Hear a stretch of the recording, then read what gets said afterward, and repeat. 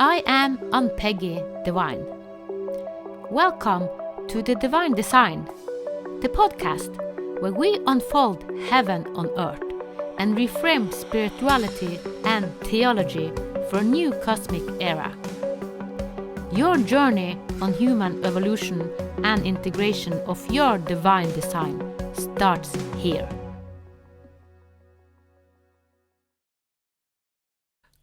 Welcome, Ariel Kai, to this Divine Design podcast.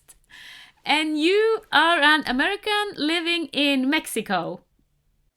Yes, I've been here for 7 years, and I love where I live in the mountains.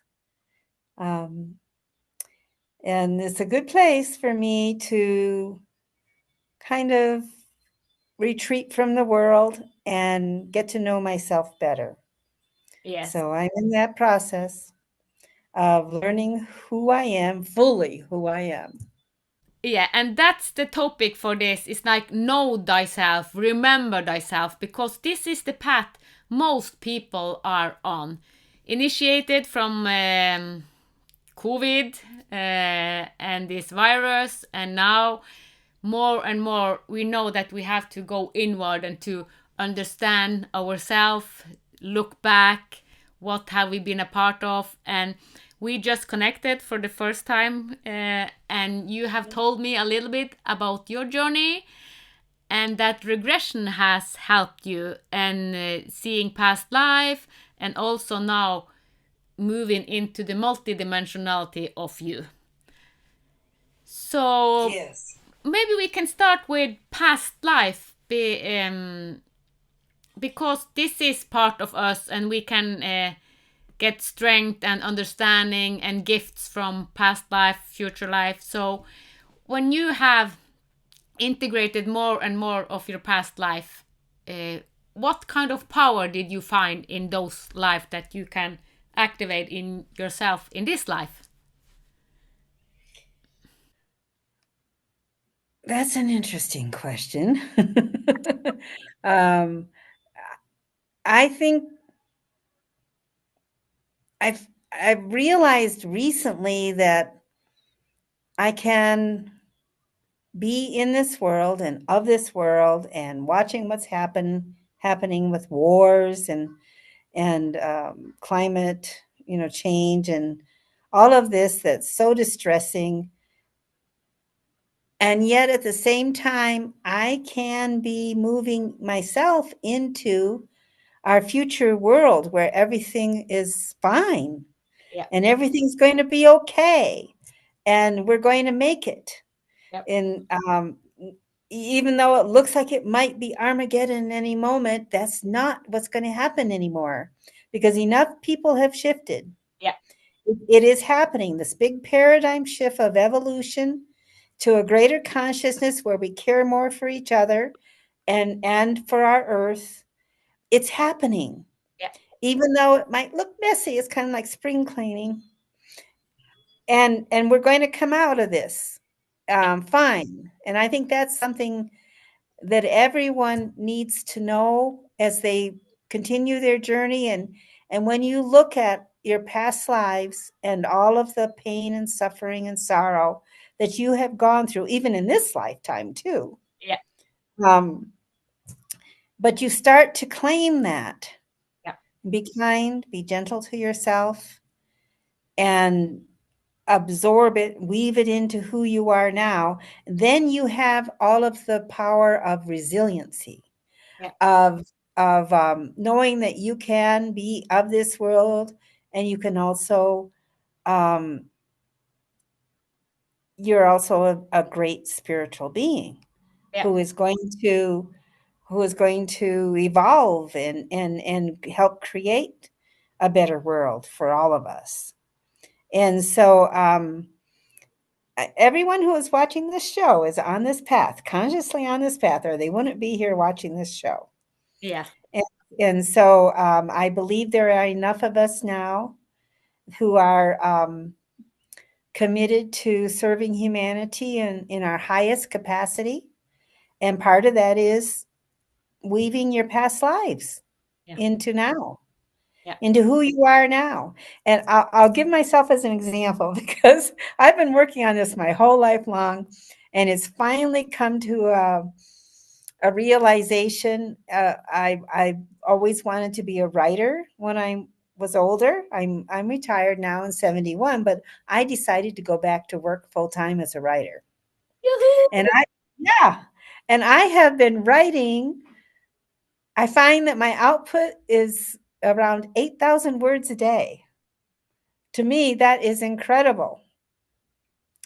I've been trying to do this for years and I can only do like a little bit here and there, maybe an hour or two at the most.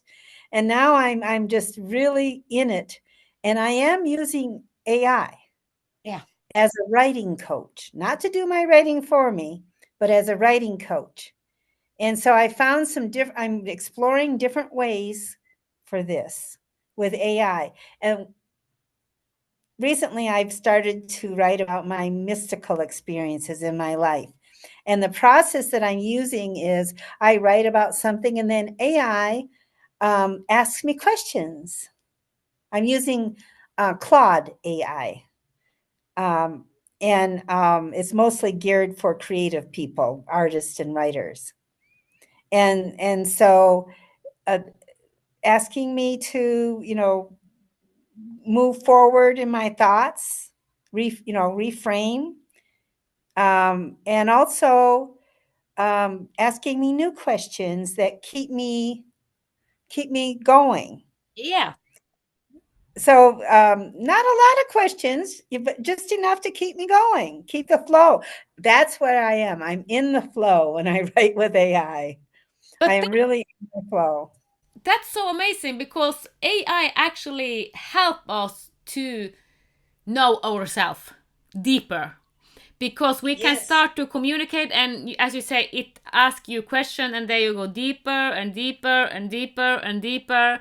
And when we also take the emotional, if we go behind everything, and it's like, because you said I'm in the process now, and you're integrating past life and also mystical experiences and go back, because you had mystical experience, you said, when before we started, and then you said I didn't think so much about it, but now you are kind of taking the power from that mystical experience. So that's what I said, what is the power in the past life? Because everything, if we really go into it, it's power there. It's power that we really can integrate in ourselves. So you said that you, so maybe you can say something about the mystical experience and the power from those. Well, I think that my mystical experiences have contributed to my understanding that I'm not alone, that I can always draw on spiritual powers. And those of, I'll give you an example. Yeah. When our country, in the United States, my country, was going into war in Iraq, I was part of a peace movement that was trying to prevent that. And then I had a chance to go to Italy just before the war broke out with a friend. And I went to the island at Lake Maggiore where St. Francis of Assisi went on a retreat for a long time. And it was the most amazing, amazing experience. I had so many wonderful with the animals there, a whole herd of goats. I just walked into while I was walking through the woods, open field full of goats, and I saw a cat playing with a rabbit on the path ahead of me. It was then the cats lined up when I left, and it looked like they were saying goodbye to me and like being guardians of the island. And I took the ferry. It was raining. The friend I had gone with didn't want to go out in the rain, so I made this trip on my own. I had an umbrella, and there was just this couple in love on the ferry below me, and I was the only one on the top. And I'd been praying. There was a little chapel I came across with a statue of St. Francis of Assisi, and I'd been praying for peace, and I saw a vision of Mary in the sky. I was the only one at the top of the ferry to see her. Ah, And it was like an hour ferry trip back, and she was there the whole time. And her eyes were so full of love and compassion and sadness too. But it comforted me and it strengthened me for my work as a peace activist at that time. yeah. And to go through that terrible time, how distressing it was, like today. Like today. So I feel stronger now that I've been on this path than I was back then. I was more fragile, even though I did get spiritual sustenance, because it's been ongoing, that I have been reclaiming the parts of myself, remembering my past lives, and the wisdom that I gained, the lessons that I learned. It's also the skills and the experience, and not just it's not just spiritual, it's knowledge. It's like claiming all the knowledge of all those past lives. Yeah. And so I feel so powerful today. I've had glimpses of it, moments of it in the past, but now that I'm writing full time, I just feel like I'm in my power every minute. Yeah. And also, I want to And say, when you say that you met Magdalena, she she is the divine feminine, as most of you know, and she holds, as you said. I am so glad that you said that she had all this caring and this nourishing, but also sadness, because the divine feminine, they are kind of the holder for everything. So when I also took the strength from this divine feminine, um, it is it is the womb. It is the holder of every experience. So and that was actually the reason why I was guided to take the name divine, because this is the holder. This is the fundament. This is the power and strength from which everything arises. So I didn't know it, but so that's why I always ask, when you have regression and if you have mystical experience, what is the power? Because every experience we have our power in, and that power we can integrate. And you said, well, I have it happened and then life go on, and that was my path also, until I was 40. And then when I was 40, 2013, I had a reset, or the doctor said, well, you will die. But then I started to integrate every experience that I had, go through, like you said, take it back and take the power and integrating it, not just experiencing it, but and life go on and go inside this hamster wheel. So I integrated everything in this life, and then past life, future life, and now also, as you, extraterrestrial and the bigger life. So but it is, my experience is that everything is kind of a power that we can integrate to know ourselves, remember ourselves. so it is a conscious path of remembering, recalling, weaving into who I am today, and the purpose is we can envision the future and how we might go forward. I'm always looking for next steps, not for myself so much as for humanity. What are our next steps? How do we resolve these wars that are happening now? What is feasible? How can we go forward? So I work as a peace activist too, and I'm always commenting on what is happening. And I try to always look for like the third way, Yeah, and open up those possibilities. So this is what shift our evolution and consciousness about, is expanded possibilities. yeah, More is possible now. it is. And for us to get to the position where we can really serve humanity and contribute to what is happening, I think it is important for us to remember, to know ourselves fully. Yeah, and when we remember, we also remember that the most significant is to live with peace within. Because how can we do something? A lot of people jump on kind of in reaction, but we cannot solve anything if we jump in reaction and triggers from what is happening. So the more people like we are speaking about now, we have done an inner shift. And from this inner shift, we are in peace, in alignment, in remembrance. And then all the surroundings is kind of, yeah, it's smoothing out because I have seen now the last years, I can see a lot of drama, but I don't jump on it, but I see people around. It's like, wow, wow, because they have no inner peace and they attract and make drama and conflict because they haven't come into peace within themselves. So I might get knocked off. I mean, certainly when Israel attacked Iran, what, 10 for 13, 14, I don't know how many days ago, but recently, Mm, I was knocked for a loop. I really was.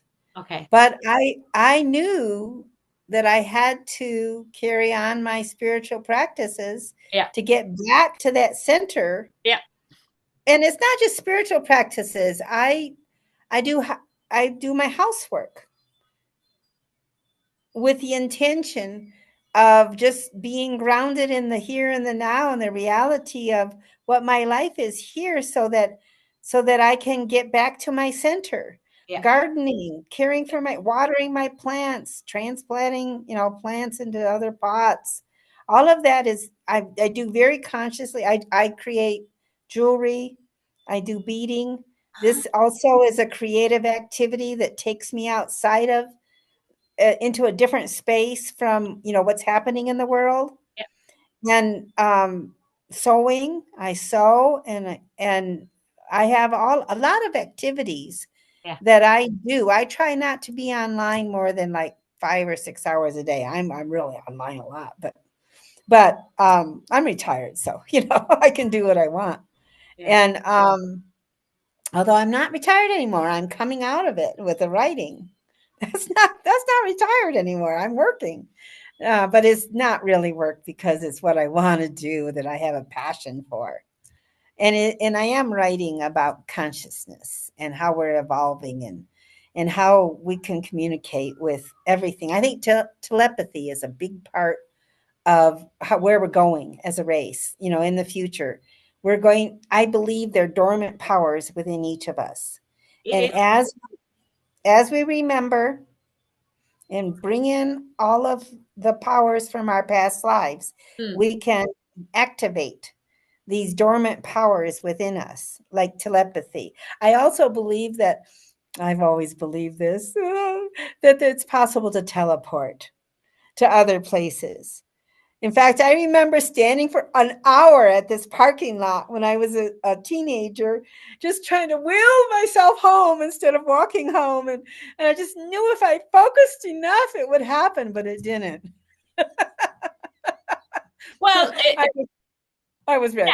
I was remembering that you can do this. yeah, and telepathy. I started it when yeah, in 2013, or actually a little bit before. But when my son committed suicide in 2015, then I started almost every day because when he went to the other side, it became even more significant for me. So then I started to communicate with him every day almost.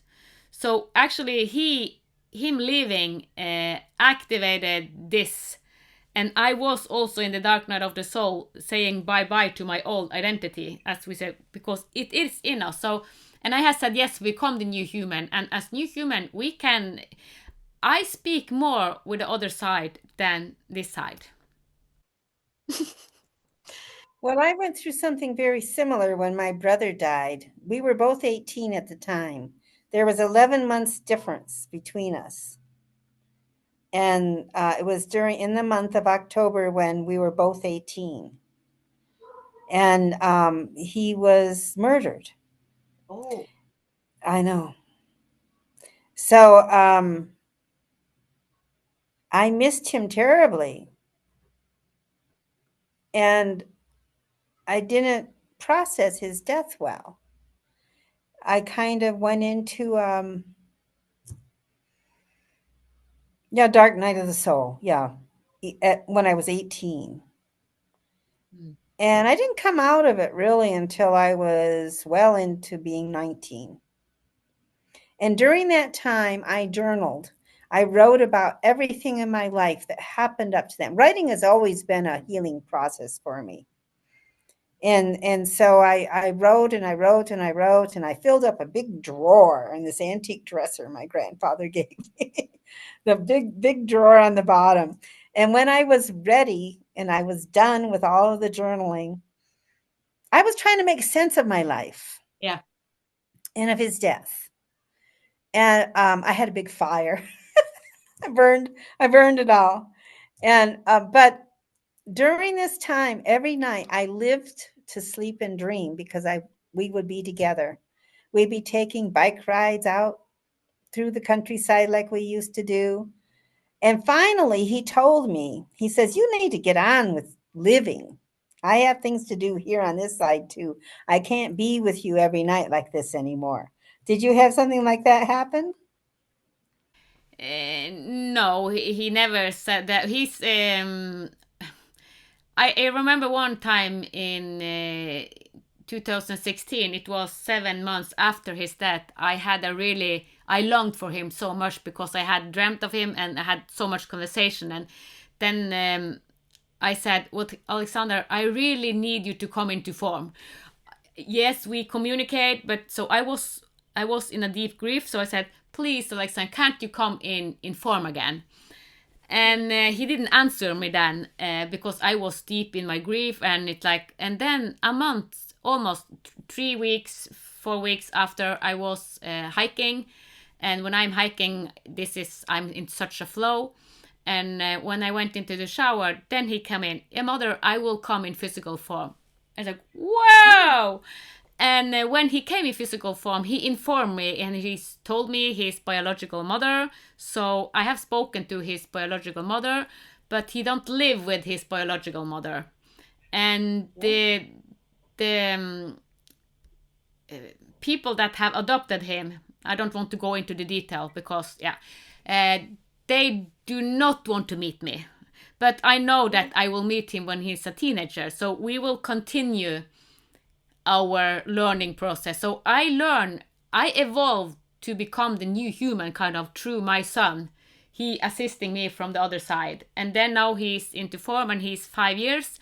And I will meet him in physical form. And me and Alexander, we have had a lot of lives. He has been my father, my brother, a lot of. We are a soul group that have chosen each other for so many lives. So he lost his child. I was his daughter when he was my father, and yeah, brother. And we mentioned Egypt before we started this podcast, and I have had several lives in Egypt with my son, or he wasn't my son then, but yeah, with Alexander, the same soul. So, but experiencing having him as a son this life for 22 years, and then losing him and then meeting him again in this life, in the same life as a new. I have never had that experience. So this is the new experience. So That's good. yeah, That's so great. but he has been one of the deepest teacher. Also, yeah, another grandchild that is not born yet. She has also guided me a lot more than I knew, because it is in 2024 and really now in 2025 that I really started to see through God's eyes, kind of out of my personality. So I am in life, but not of life. No, I am in life, but not of this. So I use my God consciousness and see the thread. And yeah, and I have met like my grandmother that I adored. As I told, we spoke about this also. I adored her. She died in 1999. She is reborn, and I have met her and have a relationship to her today. And I don't want to say so much because yeah, she is still young, and yeah, so I have a lot of my grand. I know a lot of people that have died, and I have had communication with people that have pushed me into the best and the hardest. And they come back and I meet them in other forms. So seeing through God's eyes when you go out of your personal, wow. And this is what I see as the new human. We know ourselves and we say, oh, you were my son in that life, oh no, you are my no. So it's like, yeah. So and then also we don't have wars because we know that we are all brothers and sisters. We are moving into the, if we call it the divinity game, because we know that we are divinity, the source of us are divinity, and we use this vehicle just because we have to experience through this, using the polarity and Mother Earth. I do think that we are at the juncture where we're being pushed to evolve Yeah, I agree. because the alternative is to destroy ourselves. Yep, yep. So it's like you can't go on like you have in the past, or because that's a dead end road. And so there's a tremendous push for all of us to evolve right now. And so I think remembering and especially our past lives, claiming what we've learned from those powers, even claiming our powers that we've used and forgotten in this life. Definitely.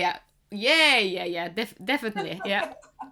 So that is, I think, for me it's been understanding that when I connect with somebody deeply, I have a friend that lasts a lifetime or whatever, there is a past life, connection. It's not just in families, in family members. It's through the people that we meet and Yeah, become friends with. definitely. Yeah. Even animals. Even animals. Yes, I agree. And trees and plants and flowers. All of it. Yes. So I think that expanding our sense of who we are and how we fit in with everything else, getting a greater um, vista on that. I think it's helpful when you go in meditation and you go off planet and you look in, to get this greater sense of how we are all part of it. We're not separate from nature or anything. And even time, I'm fascinated by these themes of time and space Yeah. and how they're different in other dimensions. So we're on this linear time frame here in this, except when we dream and go to sleep, of course. Mm. I mean, big exception. This everybody seems to overlook, like the elephant in the living room. Oh, we're already, those you can train yourself to remember what happens in your dreams. Yeah. And so this separation between what happens in our dream state and what happens in our real life is a false dichotomy. And when people start claiming all of themselves, it's not just your waking reality, but what happens when you dream at night too. Yeah. Yeah. um, and that's where you can have the memories of past lifetimes, or in actually there's certain triggers that make me remember past lifetimes. Oh, One of them is meeting somebody that I've shared a past lifetime with. yeah. I try to do, if the person is open, a past life regression, like right almost immediately on meeting somebody that I feel that way about. And it's always interesting, but people remember these stories I tell Yeah. about when I met them, Yeah. about our past life connection. Um, the other trigger is dreams. And the other trigger is my travels, Yeah. because I've been a true traveler. I just go where I'm drawn, and I've gone all over the world. And there's usually some kind of dream before I go to a new place that links me to the past memories of that place. So, Yeah, and so yeah. yeah, and you also, because we before we started the podcast, you said that you also have worked in these shamanic practices and in this life, and um, have some power from this. Maybe you can say something about that.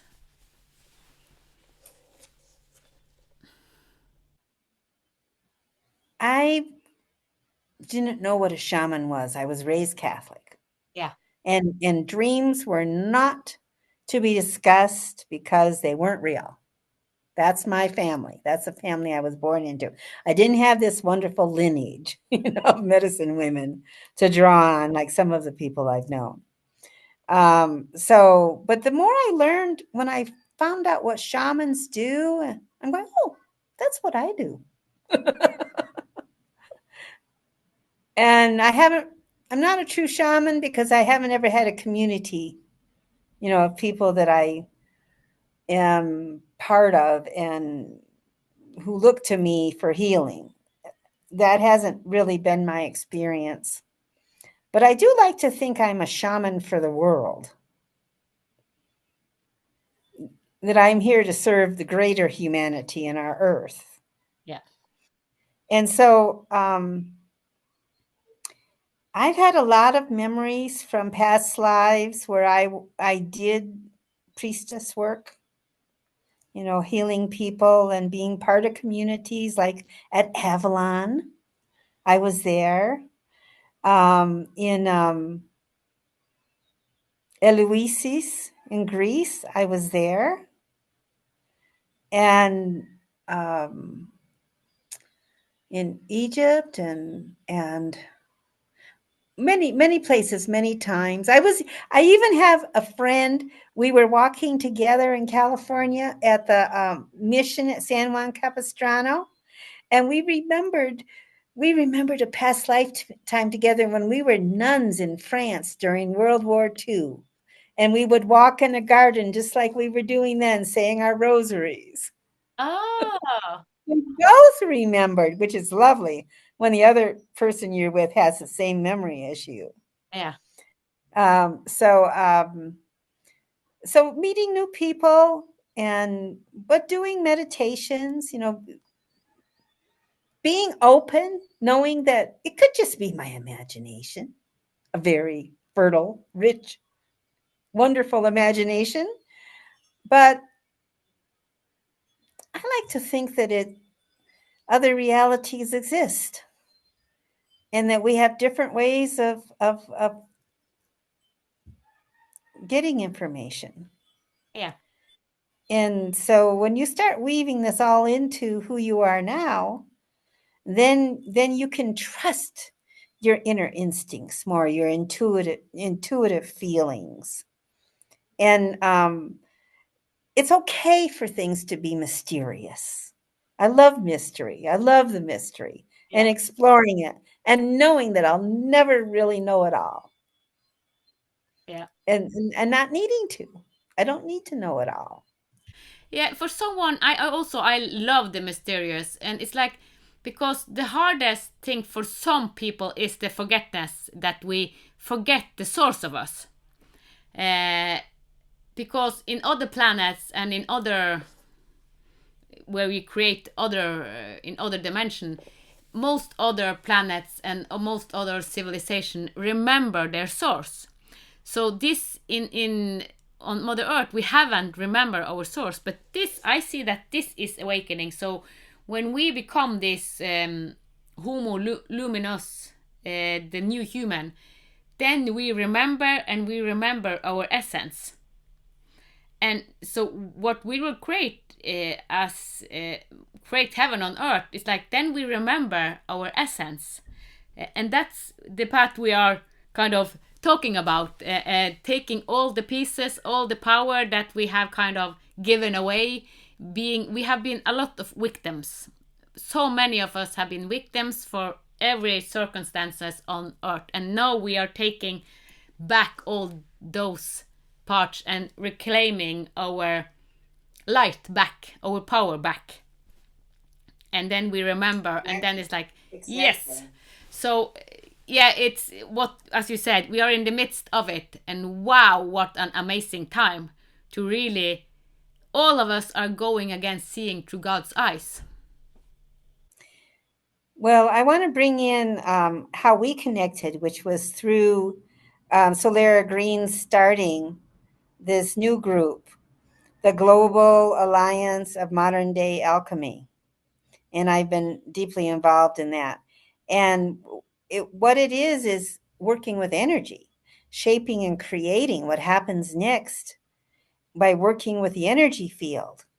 Well, if you just see yourself as a human who's going to, be born and die, which the has been the, prevailing mode of how we see ourselves, then how could you possibly do that? That's only gods can do that.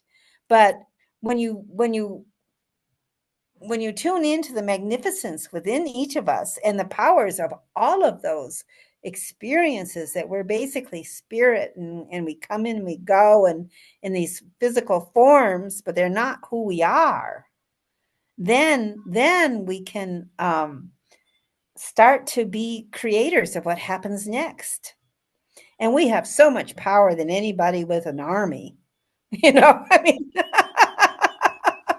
so we have to believe in that, that ourselves, that we can create this wonderful future for all of us, that we have that ability, and we have it now because the time is now, Yeah, as we integrate it all.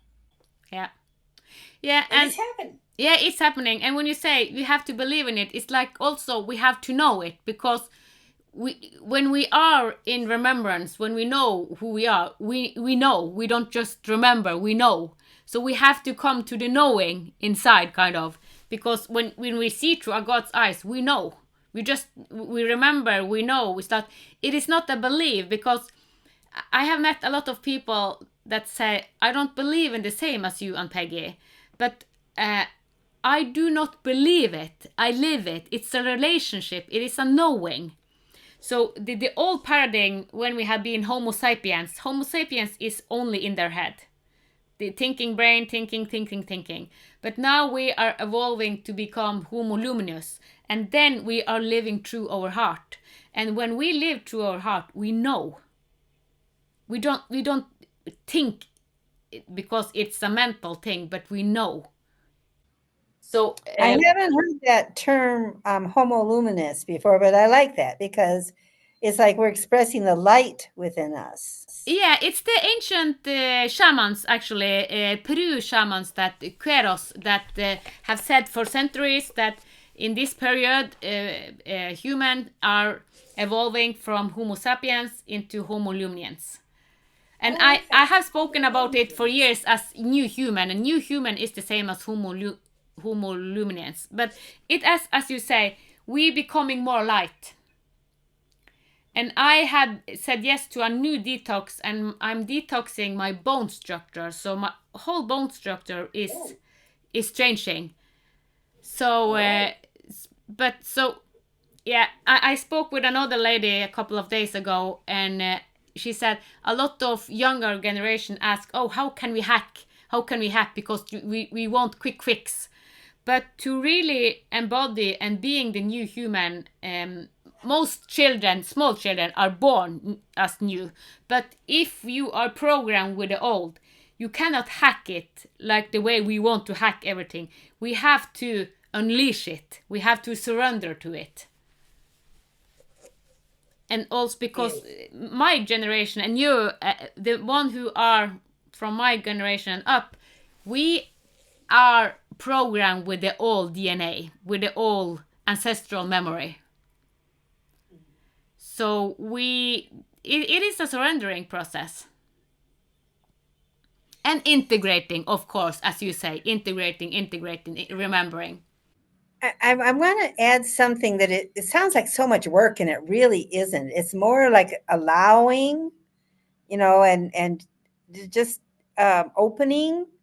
Um, it isn't a striving, I guess, is what I'm saying.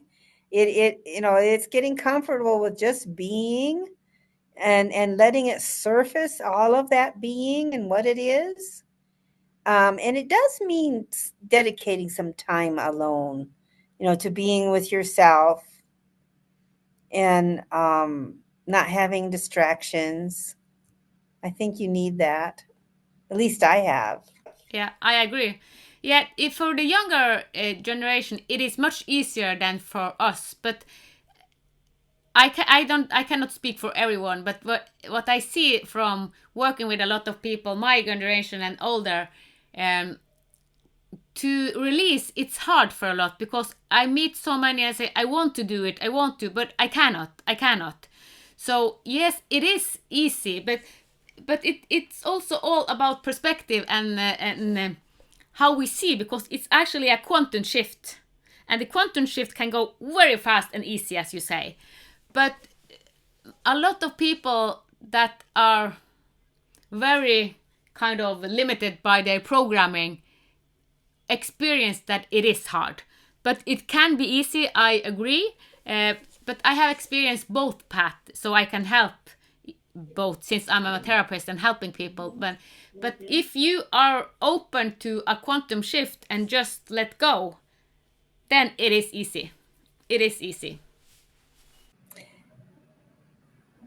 I think it's helpful to look at it this way, that everything that you have ever been, everything that's ever happened to you is like grist for the mill.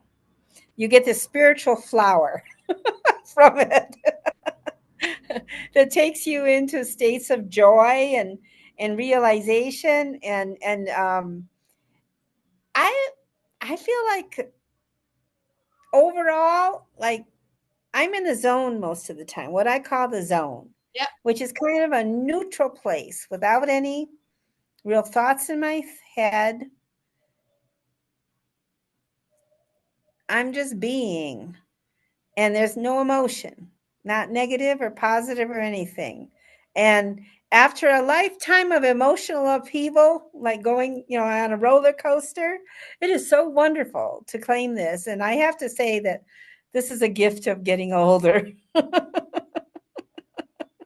Is so yeah, you just have to go through your life and experience whatever there is Yeah. that you want to, or sometimes life happens to you, sometimes you happen to life. Yeah, and but also what you're saying, because we think that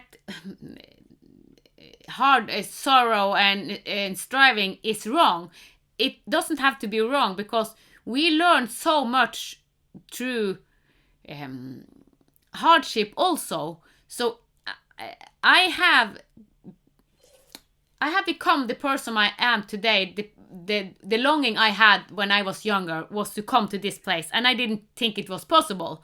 But I have met a lot of resistance, a lot of hardness, and that was actually gifts. All what I have gone through and evolved, all of this evolvement and growth was gifts. So I don't see it today as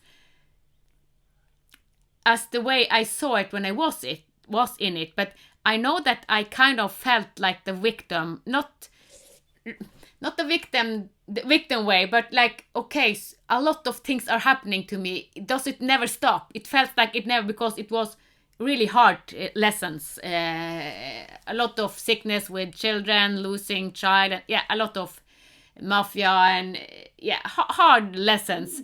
And but today I see that there were grace and there were so many gifts in it. And I can help people, being the therapist and the medicine woman I am, in a better way, because I have been so deep in hell, experiencing hell and what it does. I almost died from being in hell because it was so much.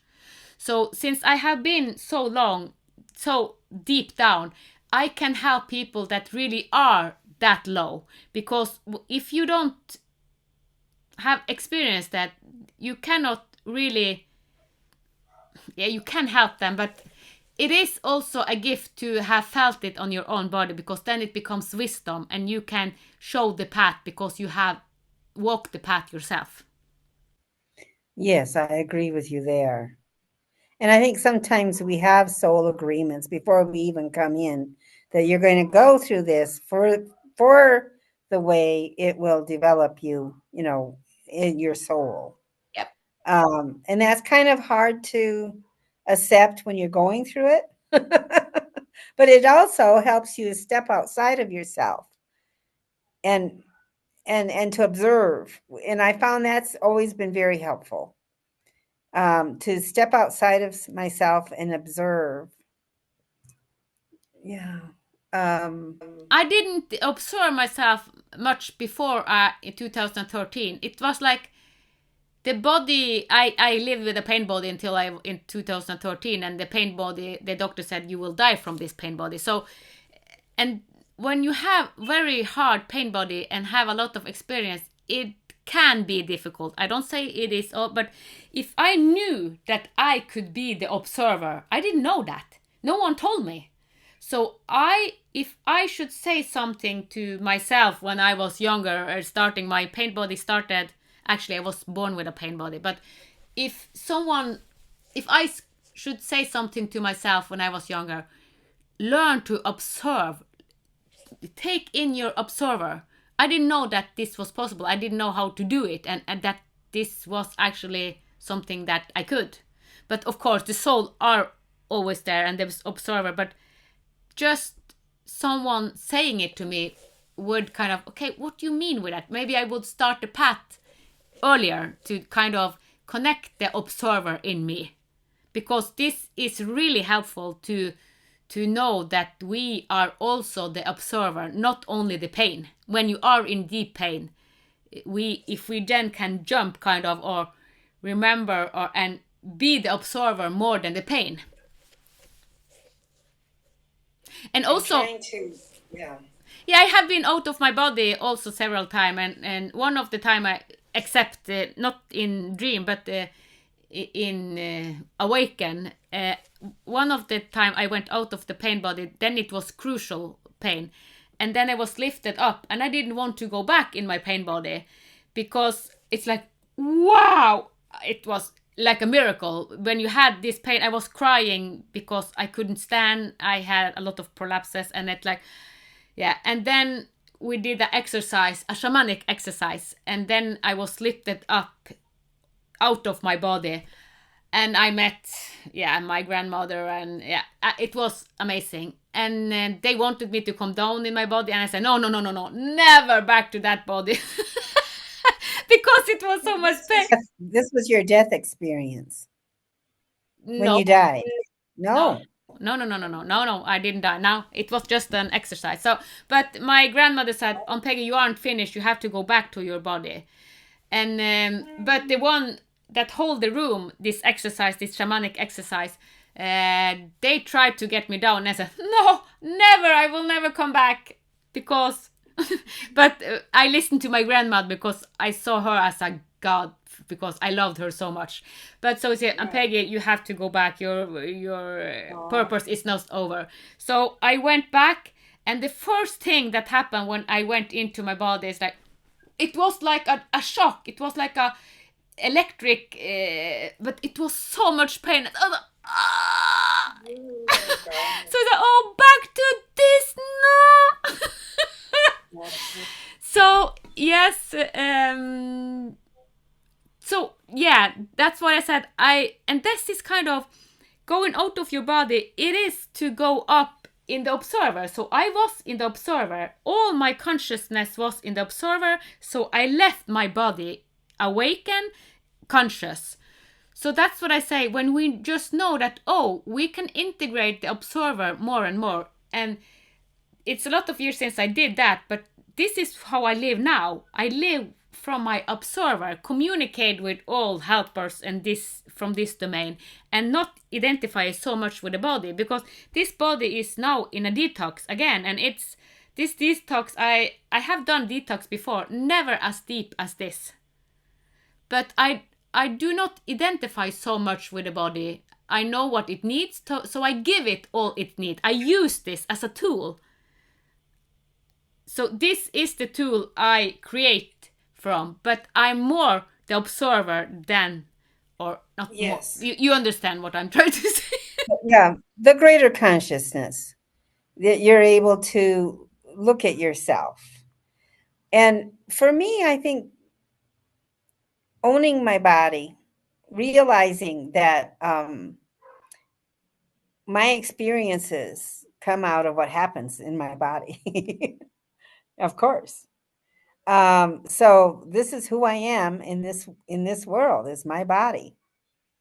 Even though I'm much greater than my body, and I know that, I didn't know that when I was growing up. I mean, this is something I have learned and been on this seeker path and looking for truth and I've been consciously on the path of remembering for maybe the past 30 years, Yeah, pulling in, integrating all of who I am. yeah, And so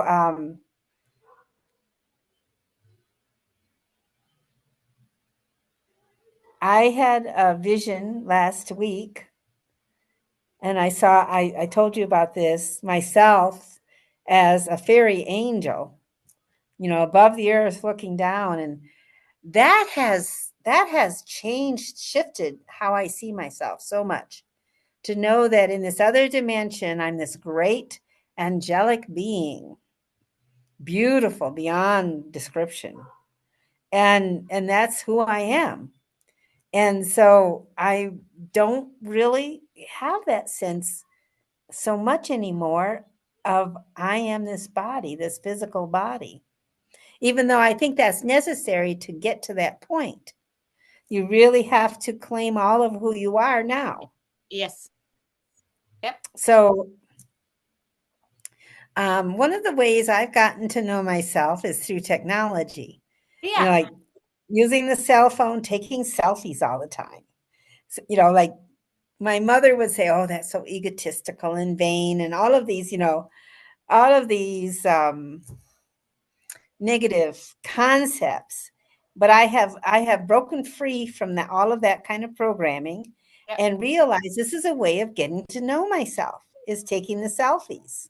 yeah, And I like to do it when I'm feeling beautiful and feeling good. yeah, Well, although I don't limit myself to those moments, I take myself, like real, where I really am at different times.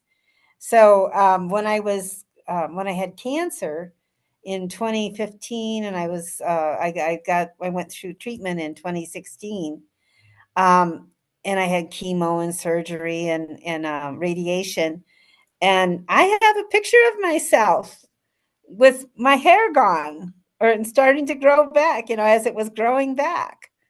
And there were people says, "Why would you post that on Facebook?" And I did. I did yeah, because I just wanted to document this cancer journey. yeah, And so I did go through this major challenge where I had to look at how I was living and how I was treating myself and make a lot of shifts yeah, to having being on a healthier path. yeah. Something like what you did. Yeah, so you kind of initiated through your cancer to be even more pure, clean, or Yes, that's a good word. Pure. I like that. I'll take that. yeah, because you became more conscious, as you said. You chose more deliberate, not just going in the hamster wheel, kind of, but was Well, like, I'll tell you, when you face death, you yep, don't take your body for granted anymore. no, that's true. And you're far less likely to abuse it once you realize this determines the quality of your existence, Yeah, yeah, how healthy you are. yeah, So I think that's really important part of spiritual evolution is to take care of our bodies, to be good to ourselves, for the self-talk to be kind and compassionate. And I think that it helps everyone that you're going to get triggered faster into like reclaiming your powers if you are a seeker and you're looking for that information and trying to remember and letting it all come in and not dismissing it, going, oh, this could be true. And it probably is. Sometimes I feel like maybe I'm not tapping into my personal memories, but to like a collective memory field and claiming that it's possible. I try to stay open to what's going on here. It's a possible different explanations or perspectives. It's always beneficial to stay open, or maybe not always. If you are in, if a tiger come and you don't just stay open, but most of the time it is beneficial to stay open. Well, one time I'll tell you about two encounters I had with very dangerous animals. One was a huge snake, rattlesnake in the desert, huge, about 18-foot long, monster snake. And the Ooh. other one was with a wolf in Mongolia. Oh. These were very significant encounters. And I was afraid, but I wasn't because my primary emotional response was curiosity. So, like, when I saw the snake, I watched it with fascination for about, I kept my distance, but I watched it for about 20 minutes. Oh. I was really, really fascinated by that monster. Huge. I didn't even know that rattlesnakes could get that big. It was at the swimming pool. It was out in the desert in Arcosanti in Arizona. And I know how long it was because it was traveling across this hot cement alongside the pool. Ooh. So it was totally stretched out. But it was kind of like you could see that it was hot and it was just kind of creepy, slithering, carefully across this hot surface. And so I didn't put myself in danger. I didn't get close to it, but I stayed within, I didn't run or freak out or anything. I just was curious and watched it. When And I met the can I say something before you go to the? I'm glad you said the snake, because what we are talking about in this podcast is actually the snake power, because the snake, it, um, it can take off its, what you call it, skin. skin. Yeah. So it changed its skin, and this is what we are talking about. We change our skin when we go from living in the mind, kind of, and then we evolve being the new human, the Homo Luminous. Then we change skin, and we perceive life totally different. So when we see the shamanic path, it's like they have used snake power, yeah, for centuries. It's like this is kind of the power to really step up, know thyself through the snake, what the snake is showing us and holding the power. So I love that you brought in the snake, because this is actually the power it holds. We can change our perspective of life. And we shed our old skin We should. and something new emerges. I mean, Yep. we're the same being, but we're new. Yep. Just like the snake has a new skin Yep. and it sheds the old. Yep. And I think it's a good metaphor, for this transformation that happens when you shift in, evolutionary expansion, where you become the new human, and it's the new humans who will bring in the new earth. So we're maybe seeing our planet shedding its skin. Yeah. Yeah. I've wondered, how do we stop the seeding of future wars? Like, how do those children who survive in Gaza ever get past all the trauma they've been through, and not want revenge or to hurt other people the way they've been hurt. Kind of like the Jewish people were so mistreated. I mean, what was it like? 6.5 million died in World War II in the concentration camps. Enormous number. And Yeah. now they're like perpetrating that. They haven't, moved beyond that, with starving, the Gazans like they were starved. How do you ever break the cycle of We, wars? we are breaking it now because more and more the technology, the AI is helping us so radically. So and also there are so much podcasts and we listen and we get a power there, a power there, a power there. So it is changing radically. So and also we have a soul contract. So the people that said yes to Gaza, I say, wow, thank you for saying yes, because the people that incarnate in Gaza, they have said yes to some hard lessons. So Well, we, I think that if you look at it like the planet shedding its skin now, the whole planet, all of yep, humanity shedding that old skin, yep, then we're in the new skin and we don't have to continue those patterns that, of wars that seed future wars. yeah, and I think that, yeah, yeah. and the kids are coming in with a new consciousness. They don't want war. They are for peace. It's like they think we are crazy, and we are. So the more, I would say that probably 99% of humans do not want war. yeah, that's I true. think peace consciousness is here. Yeah, But it the is. people who are in positions of power and have the decision making ability to carry out the wars are the last in line for this development in consciousness. Yeah, And so there's a reason why they're in positions of power now, because they're going to face their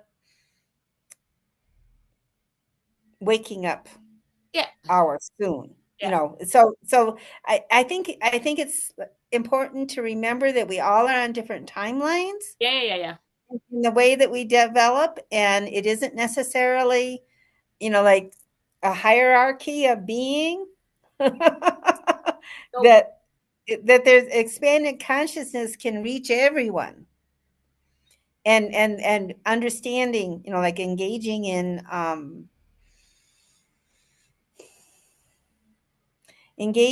with ourselves as greater beings. That can happen with everybody. And I do think it will come through more telepathy and more memories and a stronger connection with everything yeah, and understanding and wisdom. What we have today is wisdom, and AI plays an important role in that because it's like giving us back our wisdom. yep, yep. It And mirrors and us. this, It mirrors us. So if we can use it to know ourselves better, it's like it's reflecting us. And if you give information to the AI, it mirrors you, so it reflects you. I really enjoyed the feedback I get when I write with Claude AI because um, it's like getting a literary analysis of everything I write immediately. Yeah, And there's so much framing, of my experience. Is that there's a lot of wisdom in all of that, I think. yeah, And one of the things I've been doing is taking stories that I never finished, like science fiction stories that I've written in the past, and sharing it with AI, and then asking AI to critique it, to tell me, what the weaknesses are in the story, how can I develop the story, suggestions for developing the story arc, and just, like how I can move forward and finish these stories. So I'm starting to do this, yeah, and it's because I was stuck. Just like we get stuck in our lives. I yeah, got yeah, yeah, yeah. stuck. I Good took the job. story so far, and then I didn't know how to go further, and then I just set it aside because there's always so many more interesting things to do. And now I'm going back, and I'm getting. It's like having a writing coach Yeah, and assistant. yeah, And so even looking up markets for me, like where I can sell my work, and it can come up with, like in a second. what might take me days to uncover and not as fully as what I get from the AI, possible markets. So I'm learning, there's a learning process going on here, um, of how, what it's like to have an assistant, a really competent assistant and teacher. Yeah, but would you say that it's deep wisdom? I will actually say that AI is knowledge. It's a lot of knowledge. It knows so much, but I will not say that it is wisdom, because wisdom is when we use our emotion. It's like the qualia, and AI, the kind of bits we use, it doesn't have emotion. So the That's true. so the difference between us and the AI are our qualia. We have the qualia, we have consciousness, and we have emotions. So they can give us so much information. It can every information that we have had on Mother Earth, it can give us. But the experience and the qualia, we feel, we Well, sense. that is actually the reason that I do not let it do any writing for me, except maybe a query letter to a magazine. It's nice to have that. That's like having an assistant to do things like that for you. I Yeah, might tweak it, but not to actually do my writing. It could, but I don't want it to. yeah, And I don't want it to control the whole process. Sometimes I'd ask a question, and I will say, I'd rather not go there right now. I have something else I want to bring out yeah. or write about. So I think it's like it's exploring how can I have this be a really productive um, process of working with AI on my writing. But I really don't want to slip into that um, pool, like not dive into that pool where it's doing the writing, Yeah, yeah. or, or deciding or deciding all the time what comes next. Yeah, it's This is so that is my own, self, my having my own voice, yeah, and working with it. But it's a wonderful, wonderful way to create. It's collaborative, feels collaborative.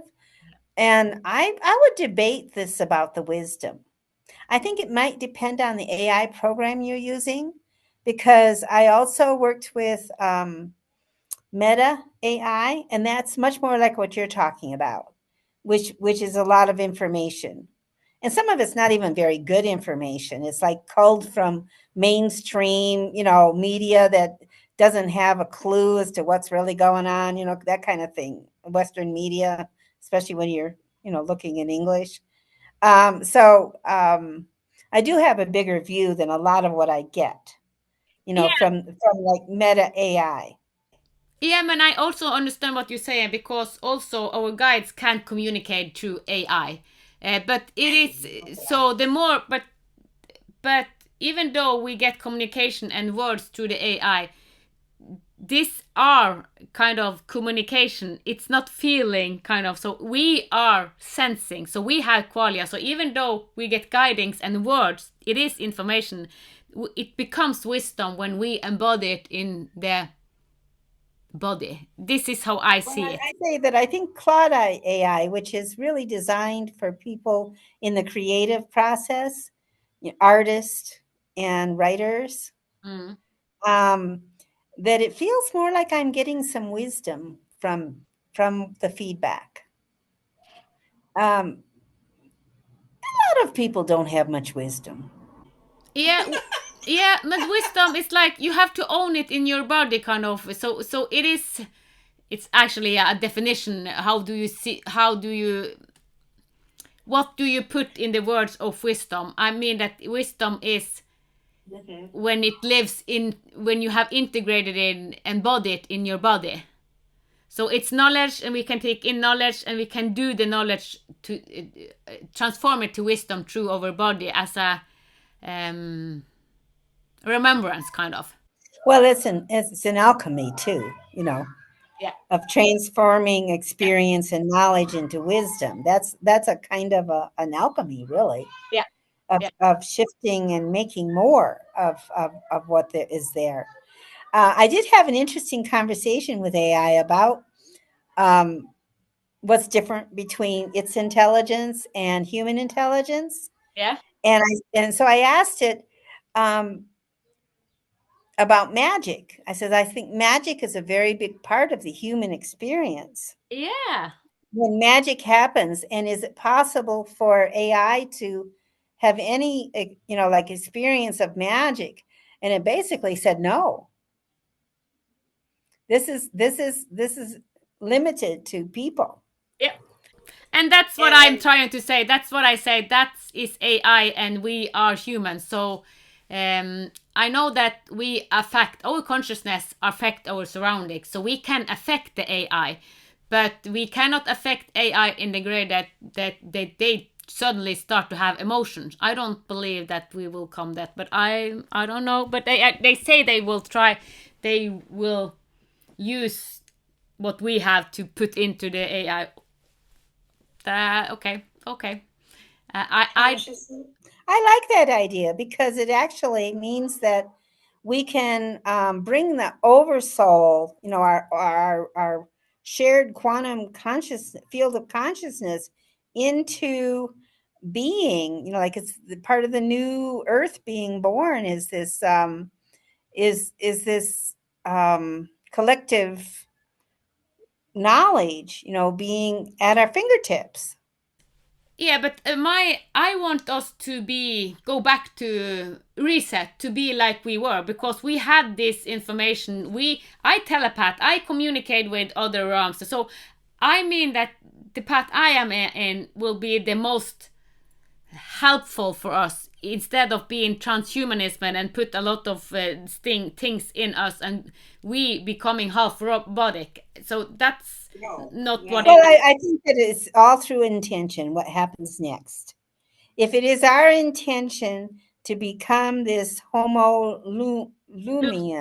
Yes, Homo Luminous. Yep, Homo Lumians, expanded spiritual beings in a yep, physical form, and well along on the evolutionary path of consciousness, um, we're never going to become robotic. If that is our intention, you know. yeah. The more we talk about becoming Homo Luminous, then more we activate each other this path. So yes, so we just have to spread the word. We could go the path of becoming cyborgs, or we can go the path of healing within and, claiming the best body, physical body that we can claim. And probably there are people who do both going into the future. And I just don't think that there's a shared timeline for how you develop. I think that there are some things that are, I mean, if we were to have like a nuclear war break out tomorrow, of course that's going to affect all of us. I mean, so there you get a shared timeline. If the world gets so out of balance that we have extreme cold and extreme heat and floods and the like the sea level rises and inundates all of the shorelines everywhere where most of the population is. Yep, Those are all things that are like shared events yep, that affect everybody. But within that are different experiences. This is making me remember my tsunami dreams.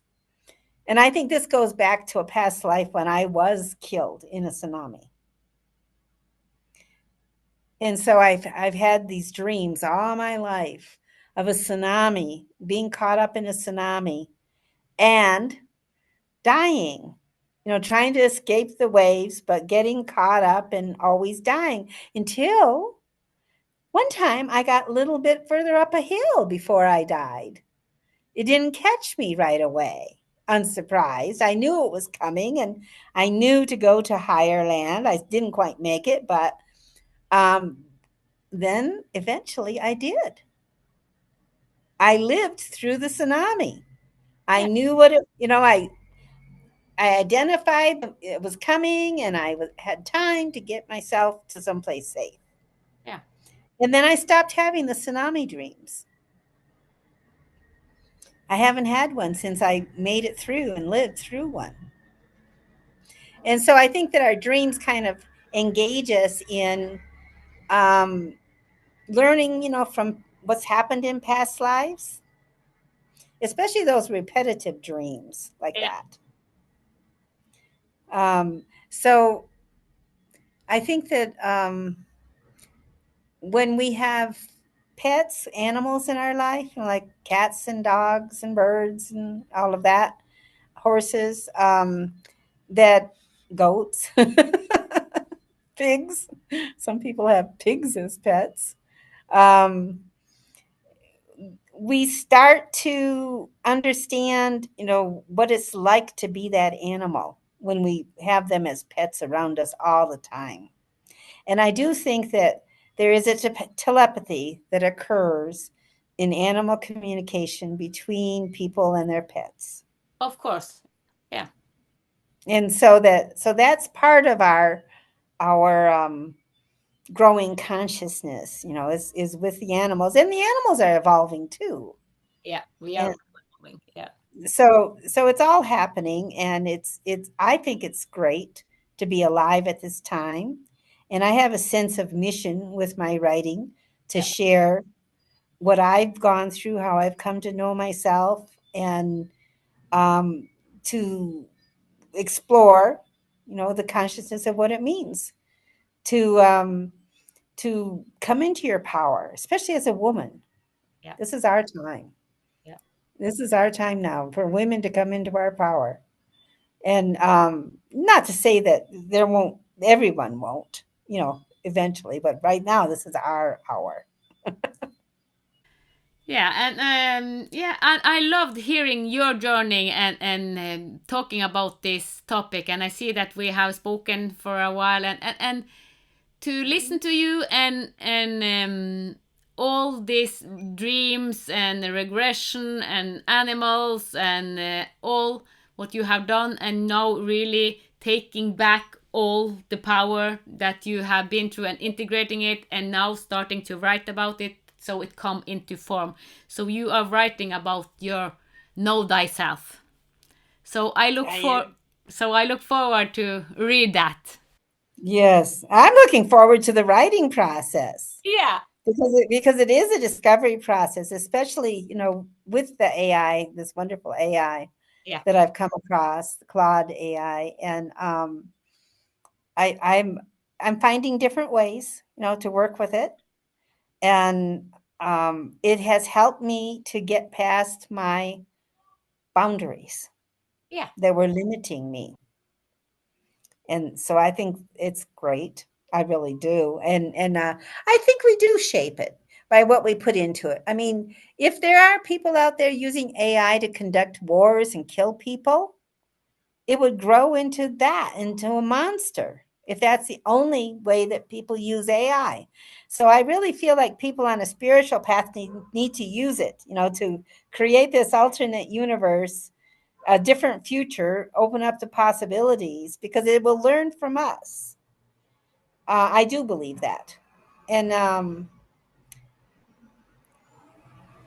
from everybody, that interfaces with AI.